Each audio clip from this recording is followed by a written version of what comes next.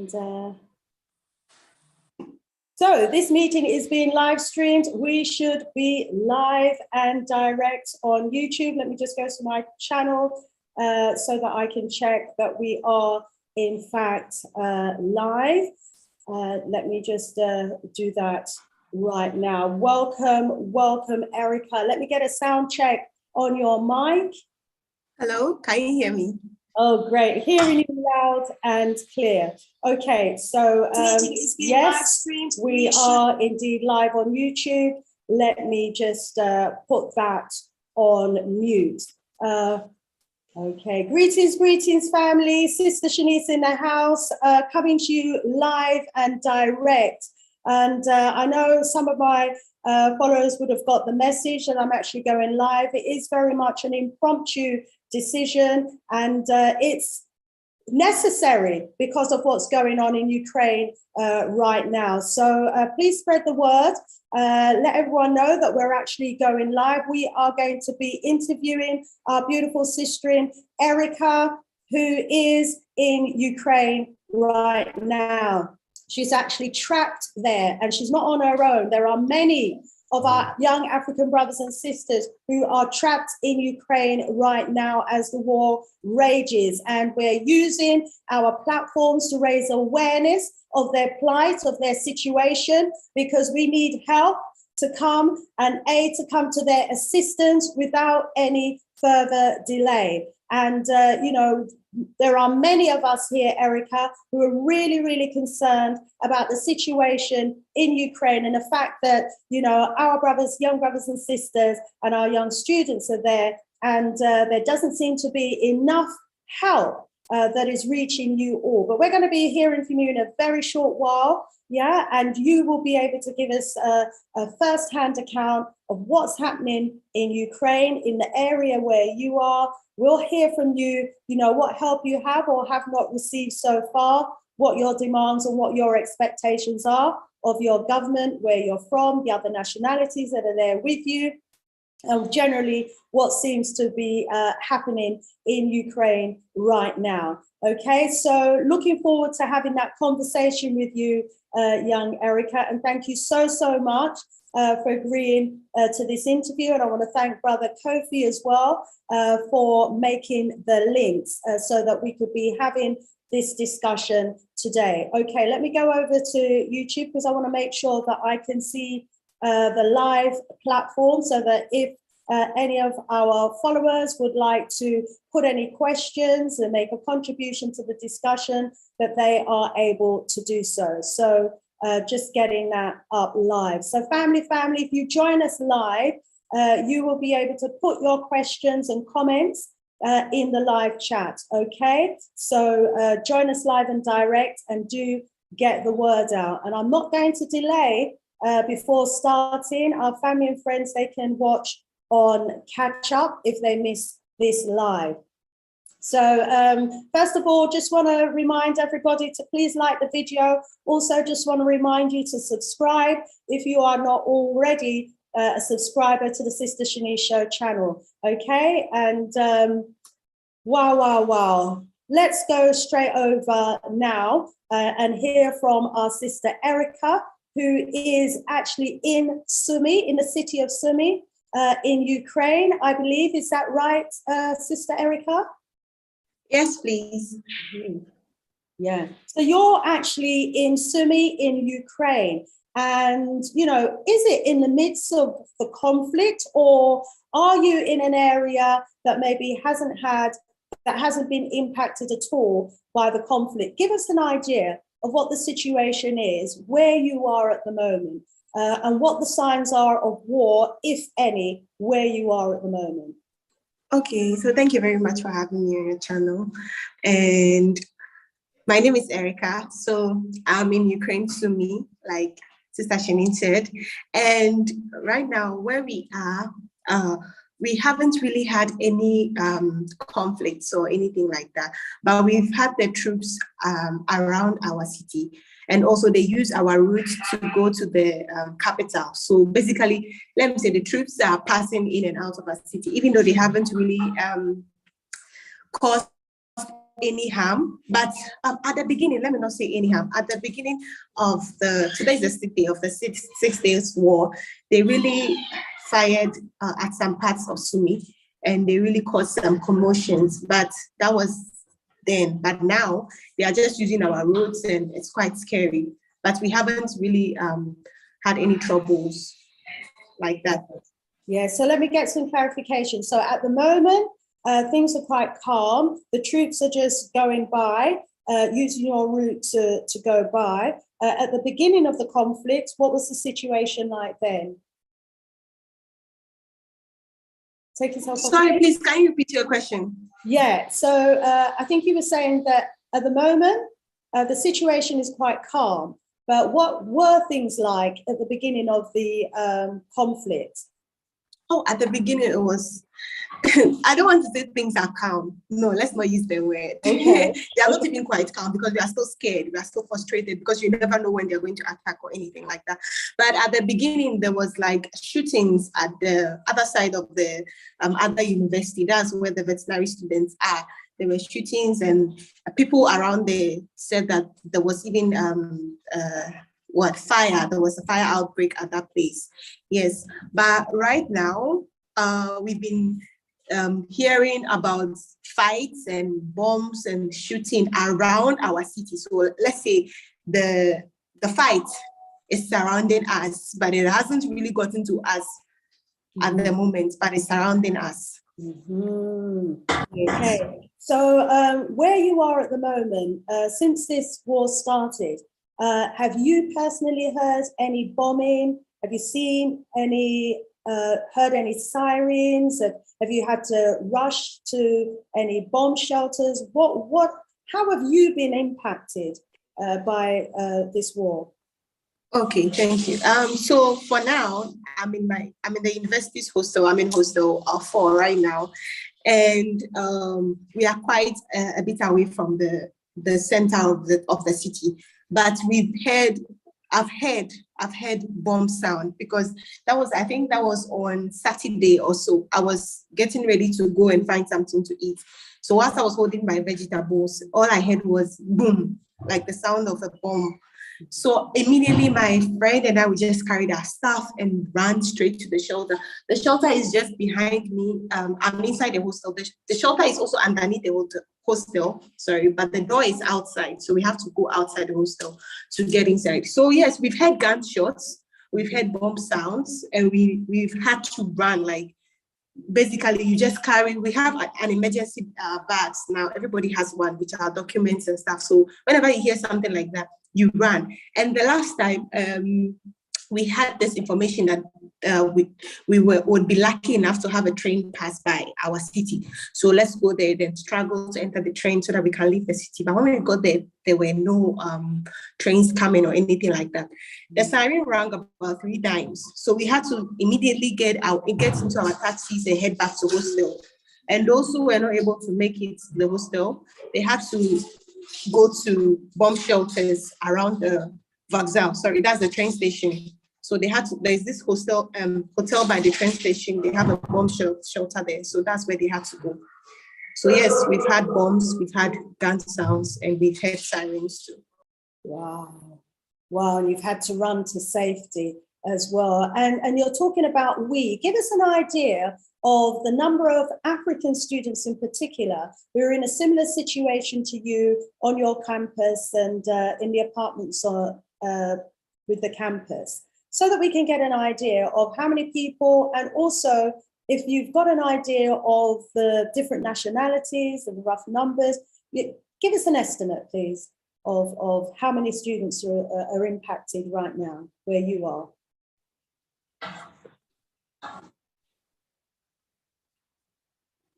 Okay, I think you froze. We have a lot of. Yeah, go ahead. From Nigeria, Ghana, South Africa, Zimbabwe, Kenya, Tanzania. Yeah, we have a lot of students from these countries, and we are a lot here. So estimately, even Indians are here. We know Indians are most wherever they are. So we have like, if not close to 1,000 or more students, foreign students here in Ukraine. So, and we are in Sumy, sorry, not in Ukraine, in Sumy, and we are all going through these situations. Some are in the apartments, some are in the hostels. We are just everywhere. So right now, where you are at the campus where you are, in the campus and the apartments that are adjacent to the campus, that's linked to the university, there are about 1,000 of you. Are these just 1,000 African students, or are you including everybody? Oh, including everybody, including the Indians and the Afghanistans and the Uzbekistans and the rest. I'm sure would even be more than 1,000. So if you were to include them, there would be more than 1,000. But in your estimate, how many African nationals right now? For African nationals, maybe 800 plus. Yeah, probably. Of you. Or maybe 800 plus or minus, not so sure. My goodness gracious me. So there are about 800 of you right now in Sumy, yeah, who are, hearing bombs going off, who are obviously terrified and must be quite shaken up and concerned about what's happening. So, in terms of the advice maybe that you're getting from your embassy. So first, sorry, I should ask, what country are you from? And give us an idea again of the other nationalities, African nationalities that are there. Okay, I am from Ghana. I'm from Ghana, and we have about I'm from Ghana, and we have about like 93 students from Ghana here with 3 children. And wow. Then we have Nigerians here who should be more than 300, if I'm not exaggerating. Then we have Tanzanians. Sorry, my background is noisy because I'm in That's okay, don't worry. We have Tanzanians, we have Zimbabwe, we have Zambia, we have South Africans, we have Kenyans, we have so many. I cannot even mention some of, like, I cannot even remember some of them. What is the advice that you're getting from the Ghanaian embassy and have been getting from the Ghanaian embassy? Okay, well, so far, what I hear is that they are taking care of those at the border because they are the ones they can really help at the moment. But for us here, we really hear from our leaders, that's NUX Ukraine, and the other nationalities too. They have their own associations. That's whom we hear from. So from here, we have the NUX Ukraine trying to contact us, trying to tell us to be calm and trying to let us know that they are trying their best to find a way to let us get out of the situation. So just to clarify, you're hearing from the Ukrainian authorities who are trying to bring calm to the situation, and you're hearing through the authorities of other nationalities what advice they are being given. But what advice are you hearing from the Ghanaian embassy or from any Ghanaian officials who are looking after your interests right now, where you are? Yeah, like I said, the Ghanaian Association here that is looking for our interest is the NUX, yes. But for the Ghanaian embassy, so far, they just, I think, mostly the people they help the borders.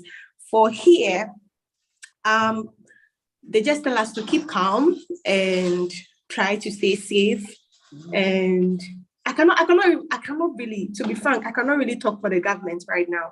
I can just talk for NUX and what I see here. So I cannot really say much about the government, but I can say that NUX is really telling us that they would try their best to help us. So NUX, are they a union or a Ghanaian association? Who is NUX? Mm-hmm. Oh, NUX is National Union of Ghana Students. Okay. So they are a Ghanaian association.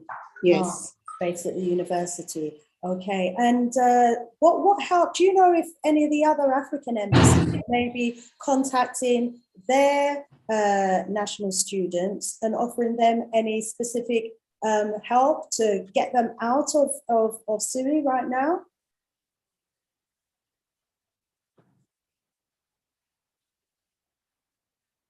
For example, are the Nigerians here? Well, Nigerian embassy? Do you know, I mean, have there been any movements or any students from, say, Tanzania or Zimbabwe or Kenya saying that we are leaving tomorrow or we're leaving next week because our embassy has been in touch with us and told us to get our things together because they've got a coach that's going to come and pick us up and there's a train that we've got to catch? You know, are you hearing anything like that coming from any of the other students from Africa, African countries? Okay, again, like for their embassies, I cannot really talk for them, but for their unions here, like the way we have our union here, they also have their union, and their unions are also trying their best to get their people safe and trying to evacuate them. But for the embassies and the governments, I cannot really say anything about them because I haven't heard anything. But their unions, they also have their associations, their groups and stuff. Sounds like the unions are trying to do a great job. Who are the union representatives? Are they students like yourself who have taken up that position, or, you know, is there a bigger authority behind them? Who are these union representatives?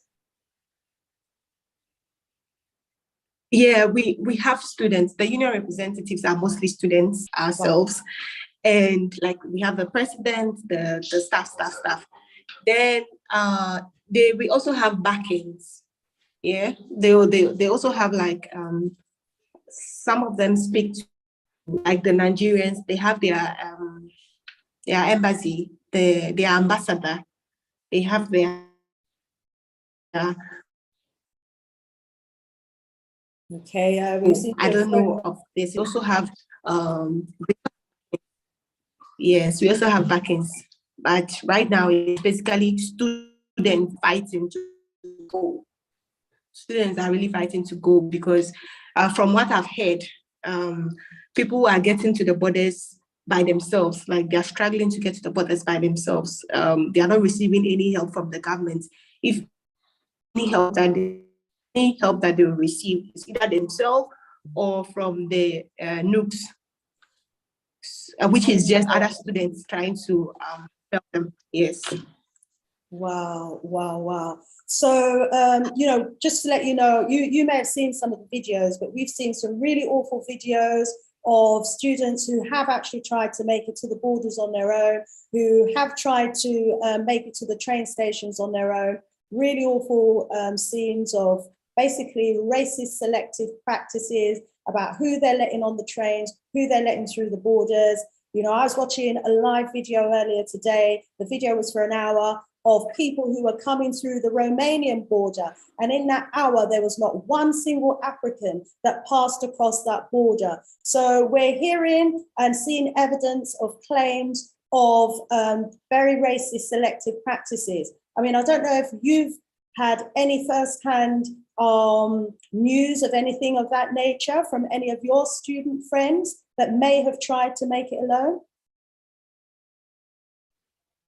Okay, so from my friends, the one I've actually heard from, the one that I know, she was making a video of her journey when she was going, and from her own mouth, she actually said that the Poland president provided them with food and clothes and shelter and jackets and stuff to keep them warm. But I've also heard from other places that people were being racist to the Blacks. Like a friend of mine, her friend was telling her that in Lviv, that's another city, they were trying to catch a train, and then the Ukrainian soldiers pulled the gun, they fired in the air, like telling the Blacks to shift so that the whites will enter the train. And then they will be like, oh, women and children first. But when a Black woman is trying to enter the train, they are like, no, women and children. And they are like, but I'm a woman. And then they're like, no, stand aside. Those kind of things. So I think as the war graduates, as the days increase, the form of frustration increases, and also the racism also increases, because people are getting frustrated and they feel like they are in war and they should be saved, and they are whites and we are Black, so they deserve, and it's their people, so they deserve more treatment, better treatment than us. That's not supposed to be the case. Racism is not supposed to exist, irrespective of the circumstances and the situation that we're being faced with. Let me just ask a few questions on the kind of practical side of things. I mean, are you getting food through? Are the shops and supermarkets open where you are? Can you go out and buy food and get drinks and vegetables and things? What's the situation regarding food? And the banks, can you get money from the banks and the cash machines? You know, Okay. how are you managing?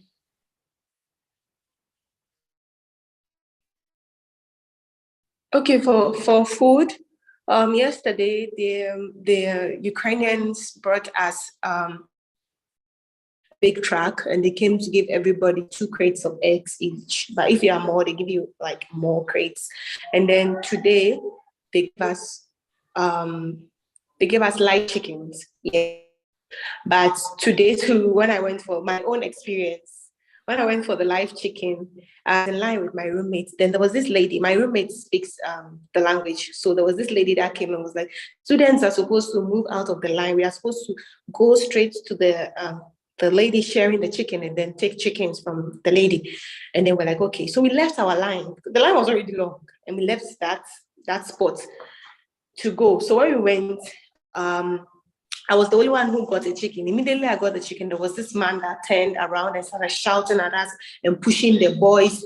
He didn't even care that they were like ladies in the situation. He was just pushing and shouting on top of his boys, go back or go behind the line. It was just so sad. And it was really heartbreaking, because at this point, like when things like this happen, you just want to be home and be with your family, and you know that those people are going to treat you better than this. But then we just left the line. We didn't even take the rest of the Africans, they didn't take the chicken again. We just went back to the hostel. But apart from that, apart from individuals being racist, their mayor is really doing well for us. He has been bringing us chickens and eggs, and even my school says that they will try and bring us food stuff like bread and stuff, so that we can be able to have something to eat. And they're even going to open the canteens in some of the hostels so that they can go there to get free food. Yeah. Well, you know, some good news in what you said there. They recognize that you're all stuck there, and they're putting plans in place, and plans are actually happening, being implemented to bring you all some food. It's a shame about the ignorance that goes with it, and the abusive attitude from people who are delivering the food. So and are they like that towards everybody and their own people, or was it just the Africans who seem to be getting this kind of abruptness from them? Well, at this moment, I cannot really tell if they were like that to their people, because we were all blacks, and there was not a white person among us. So I cannot really say if it was really racism, or it was just because he didn't want us to skip the line, or I don't know how to call it. I really don't know, but he was just being all aggressive. So there was a long line of people. Some were students, some were maybe residents. Yes. And citizens of the Yes. country. But they were but everyone in the line was an African. Is that right? Everyone in the student line were Africans. Yes, like we got the information late. Yeah, so when we went there, the Ukrainians have already formed a long line. So we went to the back of the line, and the woman was like, "No, you guys are students, because when they see an African, you are definitely a student." Right. So she was like, "You guys should come and then go in front." The lady even took us to the front of the line. The white woman, the Ukrainians took us to the front of the line. Yeah. Then it was the other man that started shouting and pushing the guys and stuff like that. Yeah. Right. So she was trying to help. And she recognized your plight. But then, this man, reared his ugly racist head and, decided to use it as an opportunity to be insulting.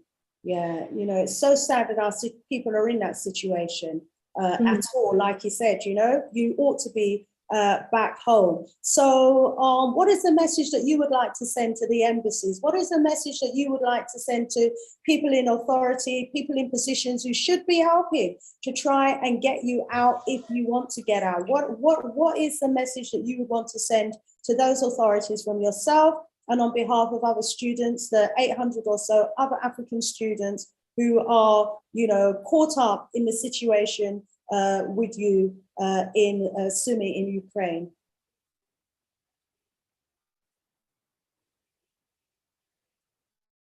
What is the message that you say? We are really stuck because right now we're close to the Russian border. Mm-hmm. Hello? Yes, carry on. I think there's a slight delay on the line. My apologies. Carry on.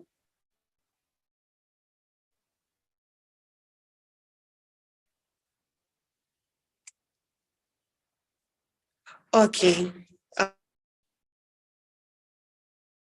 Is of escaping, but this, in this situation, it is not, because they are the ones fighting us, so we cannot run to them.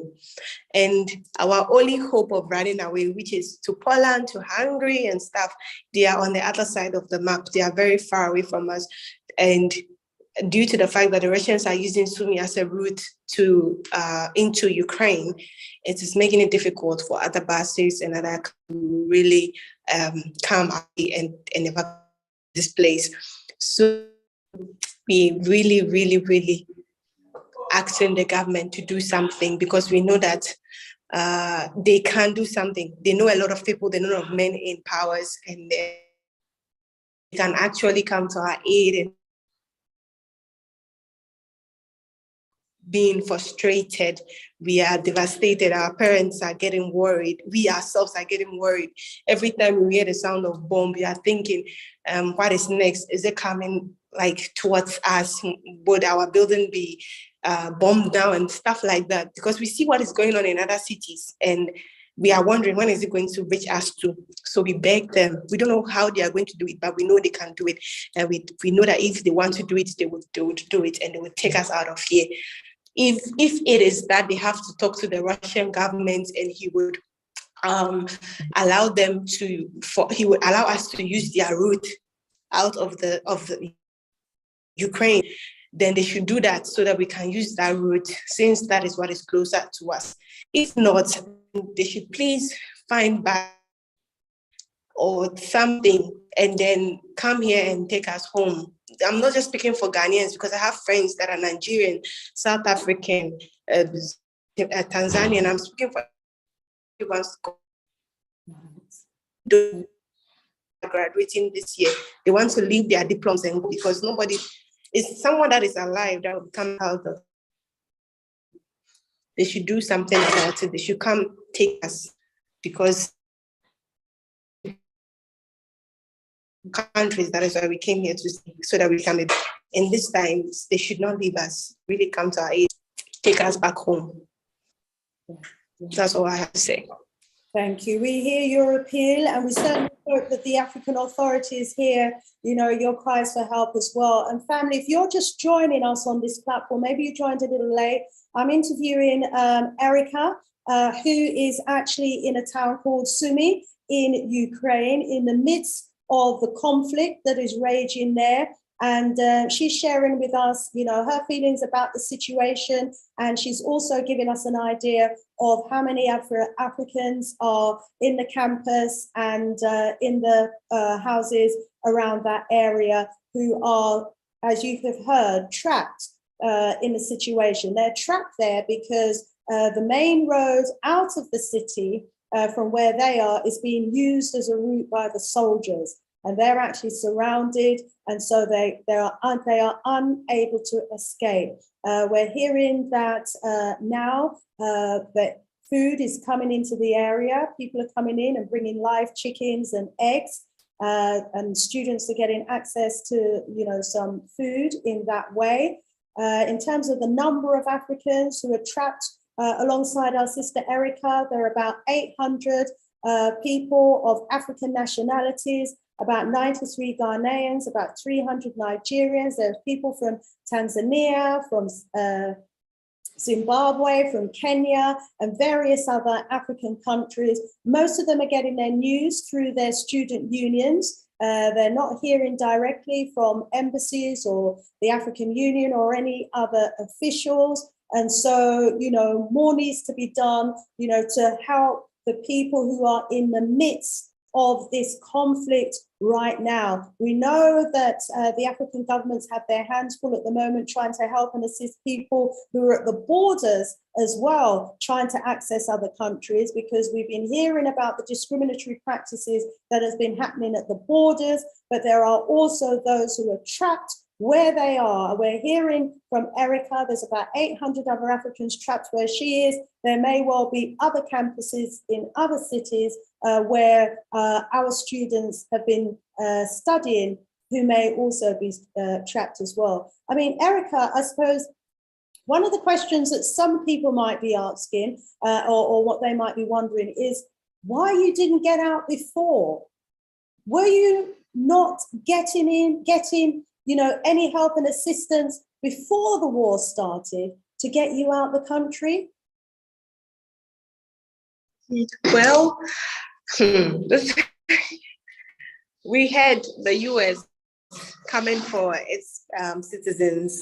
The United Kingdom came for their citizens. Our countries did nothing. Wow. So that's nothing. Moreover, well, that is not the issue. Maybe they also thought it was. That is a big issue. Going to be this serious. That is a big issue. So when did the Americans come for their students, and when did the UK come for their students? They came for their students, I think, early. We are in early February, at the ending of January. Sorry, as they were really news in the air that they should leave. Then early February or so, people were leaving. They were telling, and then maybe mid-February, it was even serious that you should go back to your country, because if you are left here, then and the war gets serious, not do anything about that. So the Americans left. Of course, some stayed, but people. And we went to our school. When we started hearing the threats of Russia, we went to our school and told them that, please, because as of that time, they were just around the borders. They hadn't started invading Ukraine. They were just around the borders. We told them, our parents are worried. You need to give us an offline so that we can study, we can go back to our countries and still be doing studies online. But they were like, no, you guys are in Ukraine here. You see that the Russians are bluffing. They are not really going to attack us. You guys know that things are going on well. This is from the mouth of the rector of my school. And it's not like I heard it. I was at the meeting. And I even wrote minutes of what he said. I should even have a voice recording, I think, if I did it early. He's from their mouth. They told us that we are in Ukraine and the situation is not serious, so we should relax. And my school is no joke. If you miss a couple of days, they can come with they can expel you or things like that. So everybody was scared, like, oh, if I leave here and I go back home, my 3 years, my 4 years, my 5 years is going to be in vain. What if they expel us or not? And then finally they agreed that, okay, we should do online. We should do online studies. Then they came back and they were like, okay, so you guys can go home for 2 months and then come back later. I am a Ghanaian. I study in Ukraine. My semester is ending in May. It's ending at the end of May. And then they wanted us to go back home. I should take a flight ticket, go back to Ghana, and then come back on the 2nd of May and come and do like 3 weeks. And then they expect me to go back to Ghana. When you do that calculation, it does not make sense because not everybody has the money to be coming in and out of the country because two-way ticket is like 1,200 round trip is like 1,200. And I know people will be like, that is not enough money. But to some of us, it's really so much money. And if I'm going and coming back and I have to go back in summer to do my clinicals again, that's going to be a lot of burden on my family. So that will be almost around 2,000 or 2,600 to 3,000 for just my trips within this time. So some of us, we just decided, in fact, most of us, all of us, all of us decided to just stay and wait it out. The funny thing is that some of my friends had their tickets to book for like, next week I'll be going home because my parents want me to come and stuff. Some people were like, oh, tomorrow, 2 days time, I'll be going home. It never came. The war came to meet us within these 2 days and this 1 week that people were planning to leave. So it was, I don't want to blame anybody, but it's sad. Yeah. No, we hear the situation. You were left on your own, basically, to make your own decision. You had the director of the university advising that, there's nothing to worry about, it's just all a bluff, stay put. And then you had the threat of maybe leaving and then possibly, losing all your years of studying because, you could be expelled from the university because you've decided to leave. And obviously then you had the cost on top of it, or the cost of leaving should you have decided to leave. And so, you were in that difficult situation in the decision-making process when really what should have happened is what happened with the American government and the British government. They came and took their people, they didn't leave it to their students to decide whether to stay or not. They came and took them. And you all must have just been really worried when you saw that happening. And then you've got your director saying, oh, don't worry, there's nothing to worry about, when there was everything to worry about. Let me go over to the chat, Erica, and let me just see if there's any questions there that any of our people may be asking, or if there's any comments at all. So we've got Sinovia in the house, Brother Kimani in the house, rising us up, saying greetings, family, saying greetings to you, Erica. And they wanted to know how long before you graduate. Sivonia was asking, how long before you graduate, and do you feel as though you've been mistreated? And I suppose if you do feel that you've been mistreated, who by? Who have you been let down by? Okay, so thank you for the questions, guys. I'm in my 5th year right now, 5th year first semester. So I have like a year and a semester to graduate. And being mistreated, I actually cannot blame anybody right now because I feel like maybe when the Americans and the United Kingdoms were evacuating their people, I should have gone. I should have known that I'm from Africa, and then I would always be the last thing on my government's mind. So I should have just looked at what other countries were doing for their people, because now it's a lesson to me that no matter the part of the world I am, if I hear that the US and the UK are evacuating their people, that means I should go because they know what's coming. So I cannot really blame anybody, and I have not been mistreated in any way by my government or by anybody, apart from the chicken incidents. But nah, nobody has really done anything to me as of the moment.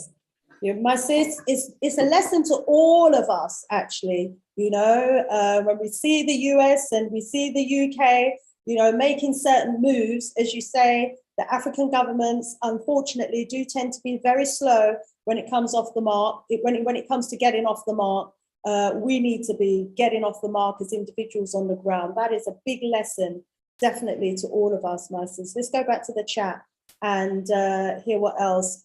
Sivonia, you've probably heard by now that she would like to leave, but is not in a situation where she can leave. And all the other 800 or so students are in a similar situation where they would like to leave and are not able to do so. And Sivonia is asking if you've managed to speak with your parents. Are you able to communicate with your parents? How are they feeling? How are other people's parents feeling right now? And what are they doing in their country to try and help get their precious young ones back home? Okay, so my parents, I've spoken to them, My mom is really worried. My dad is also worried. My siblings are worried. They are all texting me every day, calling. Friends and families, people I've not even spoken to in a long time, are all worried and asking, when am I coming home? What am I doing to come? Just that I've not gotten the opportunity to live here. Other parents, I can speak for my friends. Their parents are really worried. Like my friend literally had to lie to his mom so that his mom will not have health issues. He had to tell her that, oh, mom, don't worry, right now I'm at a safe place, and I'll surely get to the border soon and I'll be home, so that his mom will not be worried sick. And my other friend, her mom is always on the call with her. Right now in Ghana, I heard there's a meeting with parents whose wards are in Ukraine. So maybe after today, I would know how the meeting went. But right now, that's just all I know, that our parents at home, they are trying to get into contact with the government. And also our from Nooks, some of the executives of Nooks left the country before this situation escalated, luckily. So they are also in Ghana right now, speaking to our leaders on their neck, trying to let them do something for us. So I can say that our families back at home are really trying for us. They're trying their best to let the government do something for us.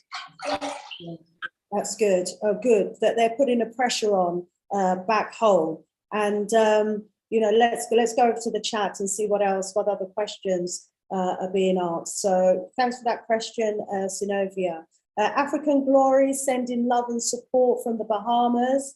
And Synovia is making the comment, why are we acting surprised? Of course, they will take care of their own. That's the British and the Americans, I suppose. Can we blame them? And the Ukrainians as well. Can we blame them for wanting to take care of their own? Of course, take care of their own. But at the same time, they don't have to be treating our young ones in a racist and a discriminatory way, because I know that as Africans, if their situation broke out on the continent of Africa, Africans would look after everybody. They would not allow, white people, Indians or others, to have to go to the back of the queue or to be abused for trying to get help and support. I don't think that Africans would be meting out that kind of mistreatment. Malanga was asking, are you planning to return to Africa? I think I can answer that. Yeah, as soon as she can, I'm sure. Ingrid saying, I'm very happy that this has happened, actually. Says it. Why? Because it's a wake-up call. Because as Black people all over the world, it's time for us to unite as a group, because everyone else is uniting against us. That's another way of looking at it. And quite rightly, it does need to be looked at from that perspective, as far as I'm concerned. The British united against us, it could be said, took care of their own.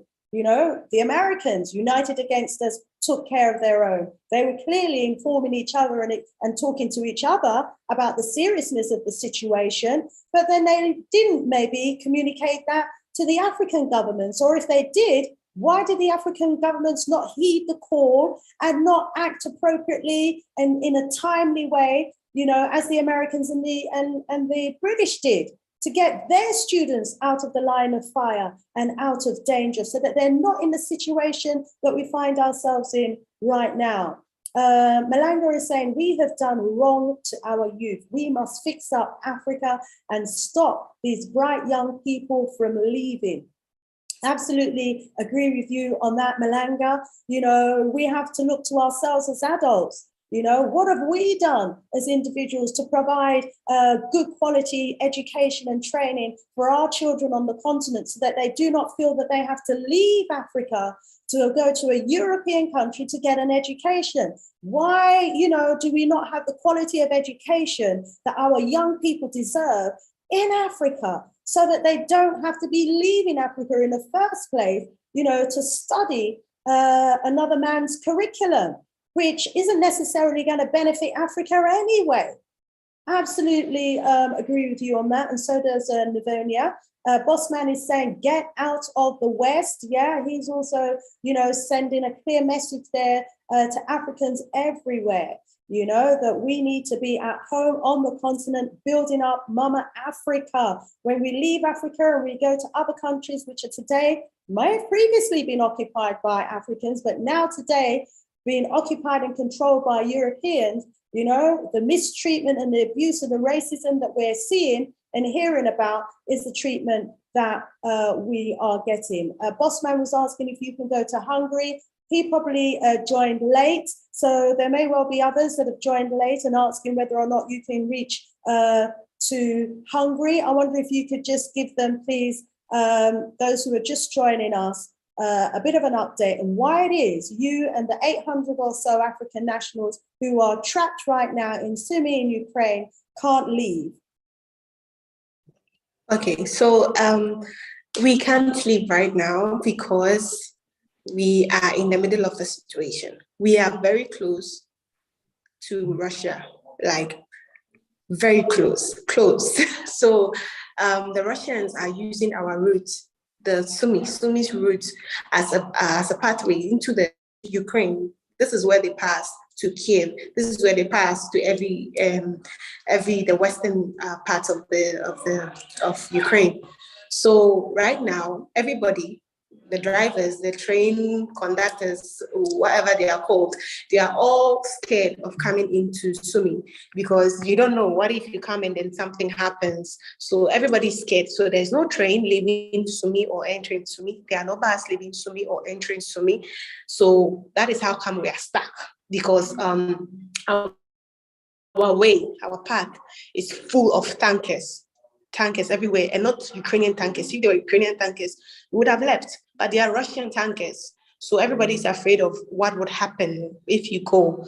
Even though people are doing their best to leave, but it's a very dangerous game. Like you don't know what is ahead of you when you go. And even some of the drivers, even if you offer them $500 to drive you to another city, they would say no because they are afraid of what might happen to them on their way. But all I can say is that our unions, like NUCS, the school, NSU, that's Nigerian Student Association, and the other associations are really trying their best to help us get some buses and something that would take us away from here. But for now, we are stuck here. So to those that joined late, hopefully, you've just heard that report from our sister Erica and know why it is that they are stuck where they are and not in a position to, jump on a train or a bus to get out of where they are.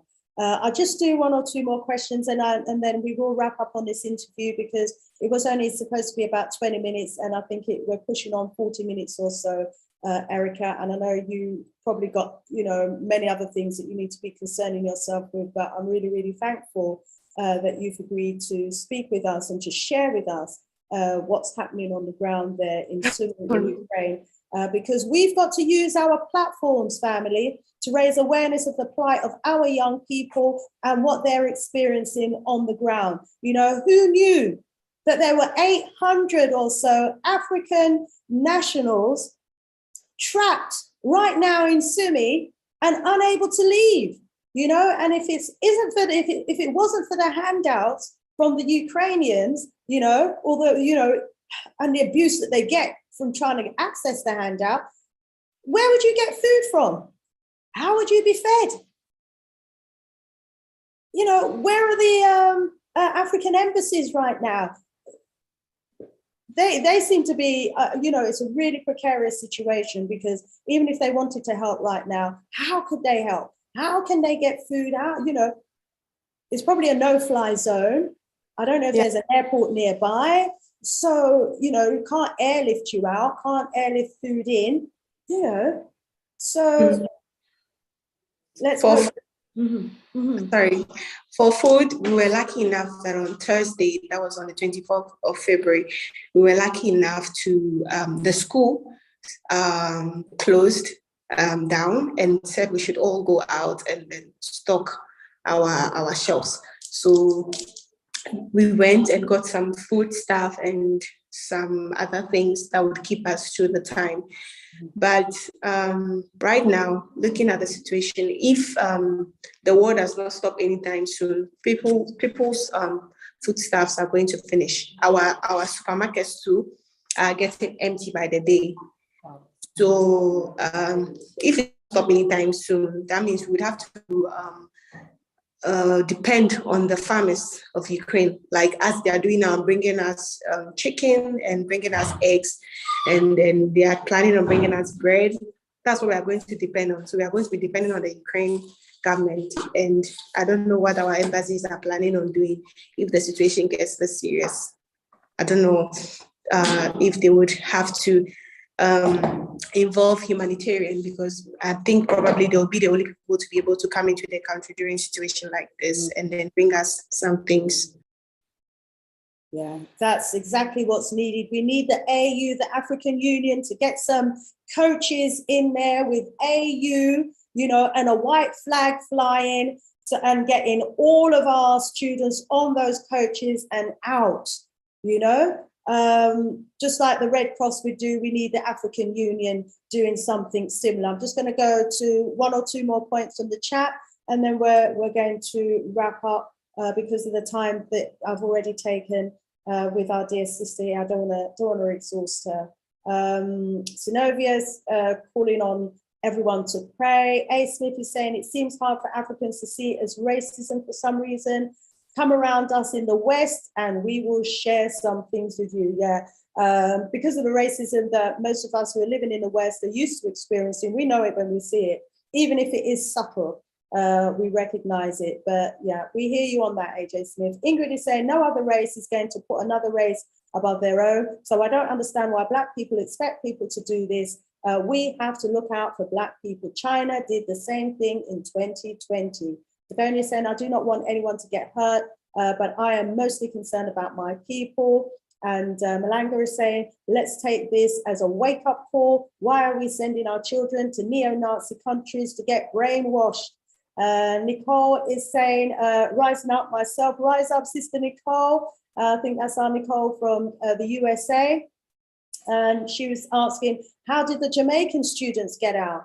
Well, I understand that there was a bus that went into Kiev to take out some Jamaican students, but I also heard that that bus got hijacked and they were tossed out of the bus and had to walk. So, that is another serious situation. I think the people the white Ukrainians didn't like the sight of a bus with just Black people on it and apparently hijacked the bus. If anyone knows anything more about that, get in touch and let me know. And, if you were on that bus or someone who was on that bus when that happened, get in touch. Let's just expose it for the wickedness that it is.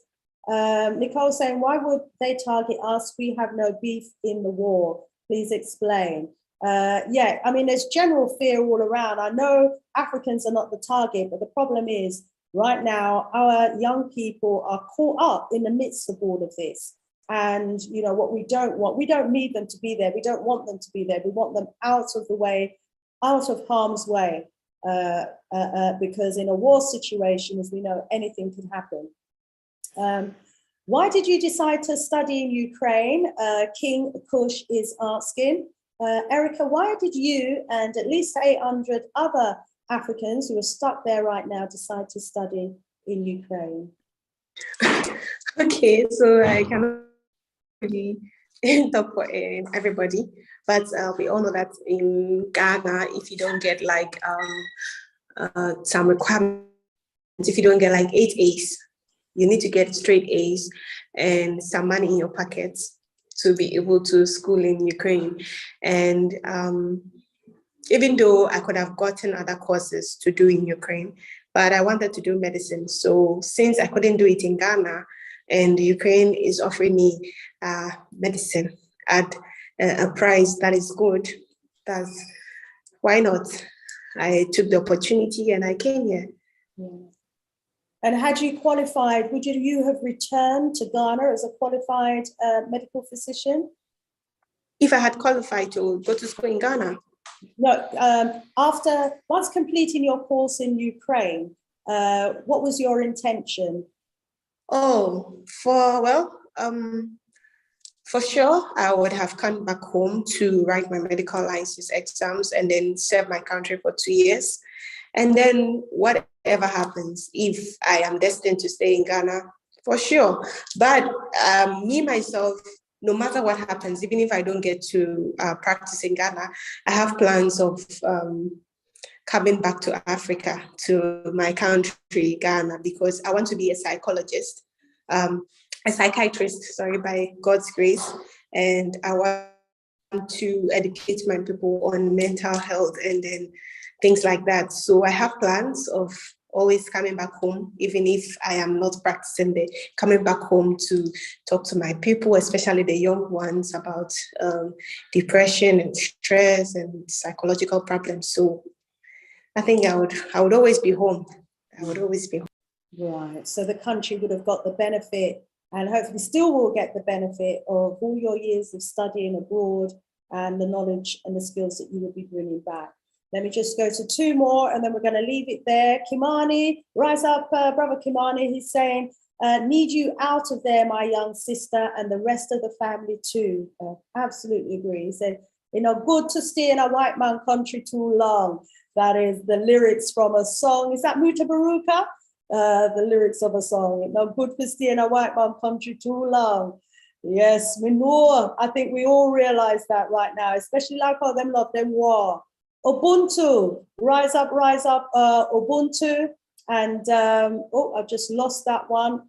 Ubuntu is saying, thank you, Shanice, for highlighting this serious issue. No wonder nobody respects us Africans, because Africans are slow to stand up for each other. Until we respect ourselves, I will finish that, no one else will respect us. But we're showing you enough love and respect here, my sis. We're exposing the situation for what it is, in case any of those African governments, didn't know that they had hundreds of their students in Sumy right now, now. Yeah, now. At least 300, your estimates are at least 300 Nigerians. You said about 80 or so Ghanaians. 93 Ghanaians, 500 or so Nigerians, and then there are also Africans from South Africa, Tanzania, Zimbabwe, Zambia, and other parts of the continent. So we need the African Union to step up and find a way of getting our young people out of Sumy before the situation gets worse. My beautiful sis, we're going to be keeping in touch with you because we want to hear, the response from the African government. Certainly hope this video reaches them. I will be posting it, and I'll ask others to please post it on Twitter, post it, and tag in, the relevant government officials so that they can know what the situation is on the ground in Sumy. If you joined late, where our sister is, the roads leading out of the city are actually full of troops and tanks right now. So they're unable to use the main routes out of the city. Also, the situation is that they've been hearing bombs going off. They've had to run to the air raid shelters on a number of occasions. They're running out of food in the supermarkets. It's not a good situation to be in right now. The Students' Union is doing the best it can to help and assist and to calm the situation. But the reality is, they need the big bosses, they need the embassies, and they need government officials to be able to intervene on their behalf right now. Sister Erica, can I ask you to leave us with any parting words, please?